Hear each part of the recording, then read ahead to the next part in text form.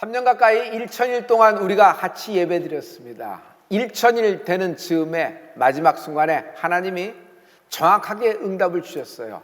1차 기적과 2차 기적에 대한 응답이 임한 겁니다.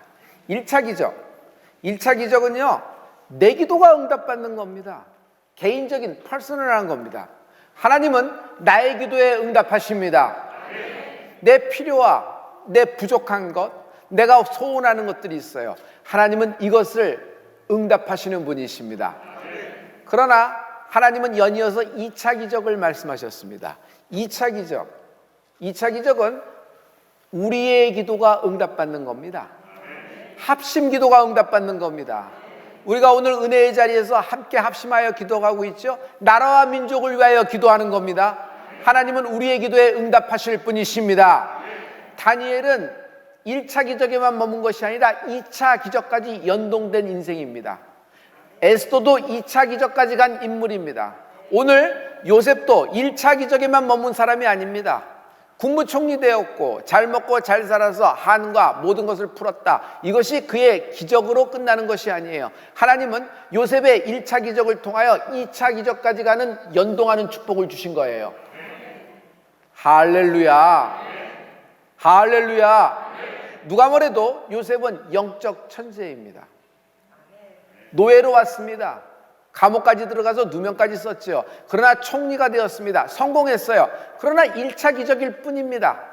그에게서 일어난 2차 기적은 자신의 풀림으로 애굽 전체를 먹여 살리는 겁니다. 그 땅의 고난, 그 땅의 고통, 기근이 들었을 때 그 주변국까지 먹여 살리는 인물이 됐어요.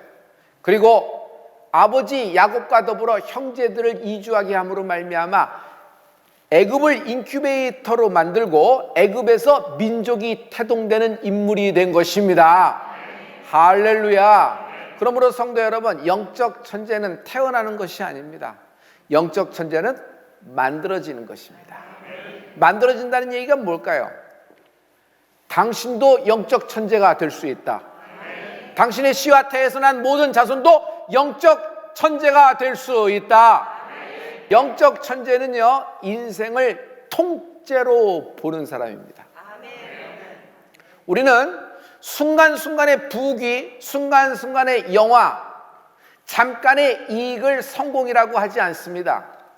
내게는 비록 손해가 되고 마이너스예요. 상황적으로 불리해졌다고 하더라도 만약 이 모든 내 주변의 상황이, 내 인생이 하나님께 영광이 되어 돌아간다면 그것으로 만족합니다.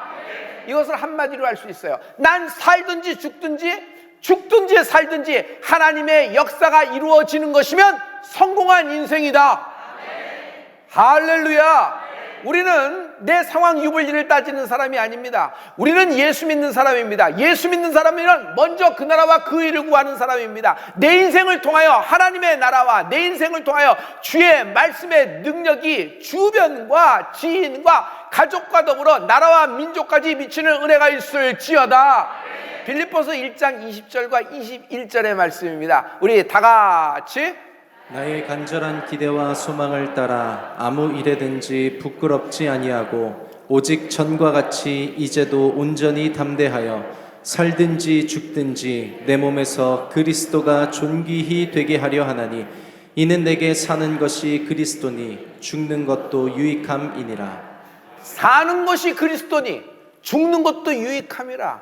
여러분, 감옥에 갇힌 바울이 하나님 말씀을 인용하면서 하나님 말씀에 의지하여 선포하는 거예요. 성도 여러분, 그러므로 내 입장에서 하나님을 보는 게 아닙니다. 하나님의 편에서 하나님의 시각으로 내 인생을 바라보는 은혜가 있을지어다. 이 사람을 믿는 자라고 하는 겁니다. 올해 결산의 때가 다가왔습니다. 올해 어떻게 지내셨나요? 올해를 결산을 해야지 또 내년에 새로운 출발을 할 수 있지 않겠어요? 결산을 안 하고 넘어가면 그냥 거기서부터 내년도 또 꼬이고 또 꼬여서 어디서부터 손을 대야 될지 모를 정도로 그렇게 되는 걸 수 있죠. 영적인 결산도 마찬가지입니다. 100년을 살았습니다. 그러나 그 인생을 하나님이 2년하고도 3개월 그리고 하루 23분 10초 기억하십니다. 그러나 50년밖에 살지 못했습니다. 그러나 하나님이 그 인생을 49년하고도 8개월, 그리고 10일, 그리고 12시간, 한 36초 이렇게 기억하는 거예요. 누가 하나님 편에서 승리한 인생입니까? 누가 하나님 편에서 믿음 있는 사람입니까? 성도 여러분, 그러므로 영적 결산을 잘 하십시오. 하나님이 기억하는 인생을 사십시오. 코로나 때 우리는 아무것도 못하고 묶인 채 거리 두면서 관계도 단절되면서 하루하루 숨만 쉬내면서 자기 몸 지탱하기도 바쁜 그런 하루하루를 보냈다고 생각하는데 그렇지 않습니다. 저는요, 이 코로나 기간 동안에 우리가 드렸던 모든 예배들, 그 하루하루의 1000일 동안의 예배를 하나님이 기억하시고 기록하시고 갚아주실 줄 믿습니다. 오늘 두 사람의 인생을 비교합니다. 요셉이에요. 성경에서 요셉은 굉장히 유명한 인물이며 영적 천재라 할 때 고개를 흔들 사람은 없을 거라고 생각합니다. 그리고 그와 비교되는 인생이 있습니다. 요셉의 형들입니다. 요셉의 형들, 한마디로 맺힌 데가 많은 사람이에요. 저기 요셉 보는데 꿈 잘 꾸는 놈이네. 맨날 꿈꾸는 놈이네. 우리를 아버지에게 맨날 고자질하는 저놈 아니야? 저놈부터 죽여야 우리가 팔자가 바뀌어. 저놈부터 없애버려야지 우리가 살 수 있어. 아버지 야곱이 결국 형들과 함께 요셉 때문에 애굽으로 왔잖아요. 그래서 잘 살았습니다. 그러나 아버지 야곱이 죽은 후에 형들은 맺힌 것이 트라우마가 돼서 다시 나오기 시작합니다. 수면 위로. 요셉이 아버지가 살아있어서 우리를 봐줬을 거야. 아버지가 돌아가셨으니까 이제는 우리를 쳐 죽일 거야. 그러므로 우리 살 길을 찾아야 돼. 막 두려워하며 벌벌벌 떠옵니다. 그러나 빨리 결론으로 들어가죠. 요셉은요, 풀린 인생이에요. 요셉은 어떻게 풀린 인생이에요? 악을 악으로 갚지 않았다. 요셉은 악을 선으로 풀어버렸다. 성도 여러분, 푸는 것 중요합니다. 근데 무엇으로 푸느냐가 더 중요해요. 악을 선으로 풀었다. 원수는 외나무 다리에서 만난다 그래요. 딱 막다른 골목에서 오도 가도 못할 때 원수를 딱 만난다 그러죠. 절호의 기회입니다. 그동안 갈고 닦았던 복수의 칼, 날카로운 칼을 휘두를 찬스예요. 그런데 요셉은 그 타이밍에 복수 대신 사랑의 눈물을 쏟아버리는 것입니다. 할렐루야. 그러면서 요셉이 입으로 형들에게 한 말을 하나님이 기억하세요. 그리고 하나님이 기록해 놓으셨어요. 이 말씀이 창세기 45장 5절에 있는 말씀인데요. 여러분 다 같이, 당신들이 나를 이곳에 팔았으므로 근심하지 마소서, 한탄하지 마소서. 하나님이 생명을 구원하시려고 나를 당신들 앞서 보내셨나이다. 형님들이 나 잡아 죽이려다가 계획대로 안 돼서 팔아넘긴 거, 그래서 내가 애굽에 온 게 아니에요. 형님들 눈에는 그렇게 보이죠. 그러나 하나님 편에서 보세요. 하나님 편에서 보면 하나님이 형님들보다, 내 아버지보다, 모든 유대인들보다 앞서서 나를 이곳에 보내신 겁니다. 하나님의 뜻을 얘기하고 있어요. 자기의 인생의 가장 최저점, 가장 밑바닥을 쳤을 때 하나님의 뜻이 있었다고 얘기하는 거예요. 성도 여러분, 지금 고난과 고통, 여러분 어려움과 시험과 환난 가운데 있는 분들, 하나님이 당신의 가장 이런 고통을 잘 알고 계시며 이 속에서 하나님이 당신을 위하여 일하고 계십니다. 그러면서 다시 한번 자신의 관점을 얘기해요. 영적 결산이에요. 요셉의 영적 결산이에요. 창세기 45장 8절에 하나님은 이것을 그대로 적어 놓으셨어요. 우리 다 같이, 그런즉 나를 이리로 보낸 자는 당신들이 아니요 하나님이시라.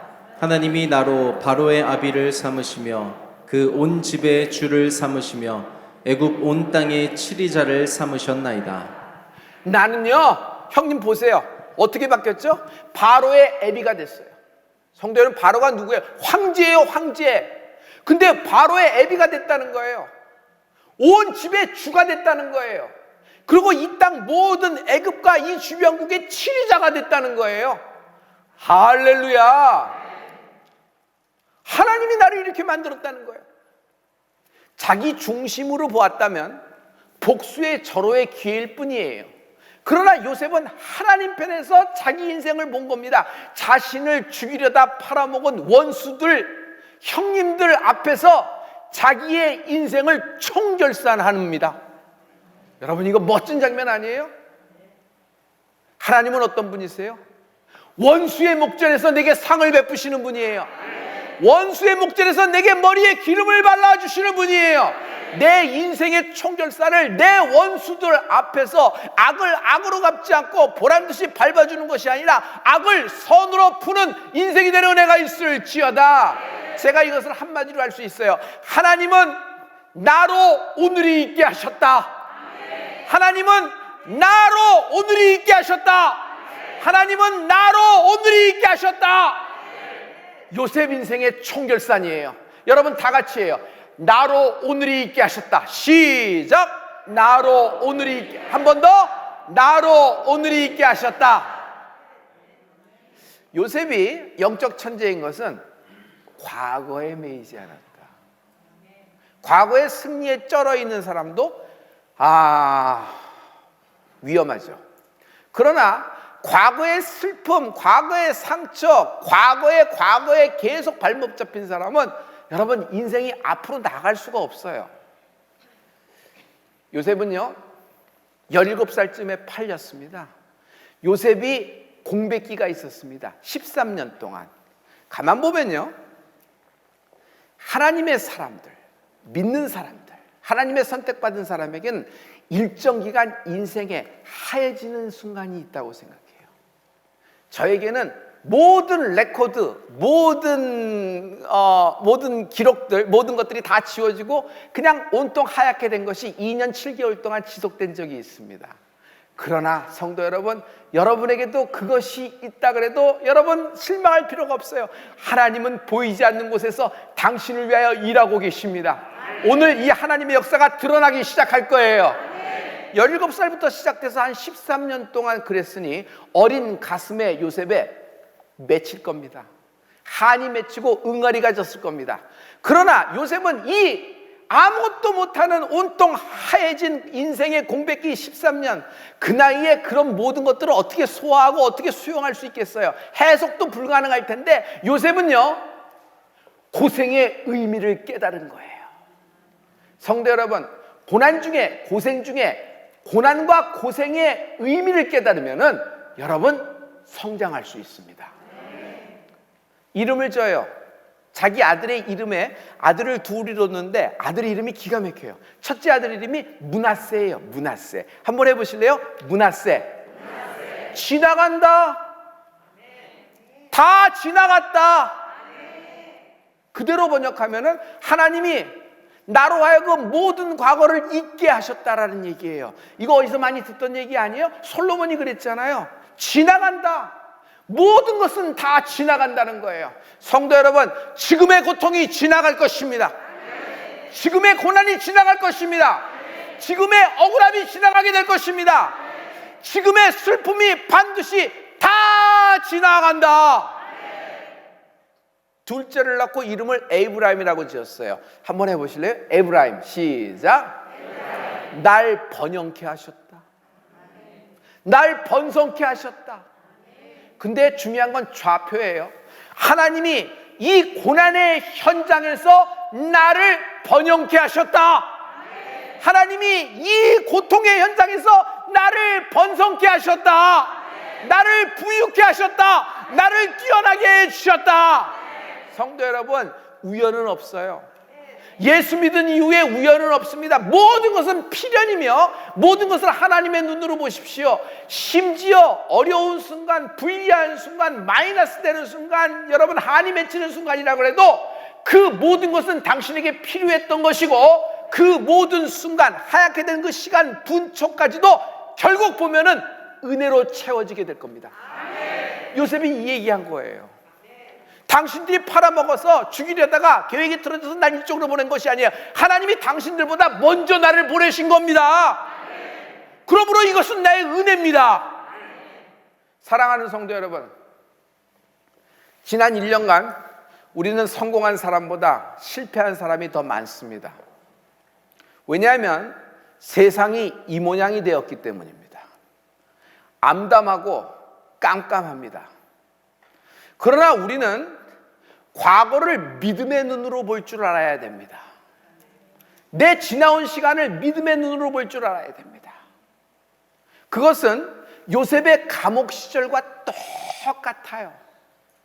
모든 희망이 잃어버린 순간에서도 하나님은 여전히 나를 위해 일하고 계시다. 곧 나타내게 되리라. 그러므로 믿음 있는 사람은요, 미리 본다. 미리 봐요. 뭐 고개가 길어서 미리 대충 데이터를 해서 예측을 해서 점치듯이 그런 미리 보는 것이 아니에요. 믿음은 바라는 것들의 실상이라 그랬어요. 성도 여러분, 출애굽을 미리 본 사람이 있습니다. 모세.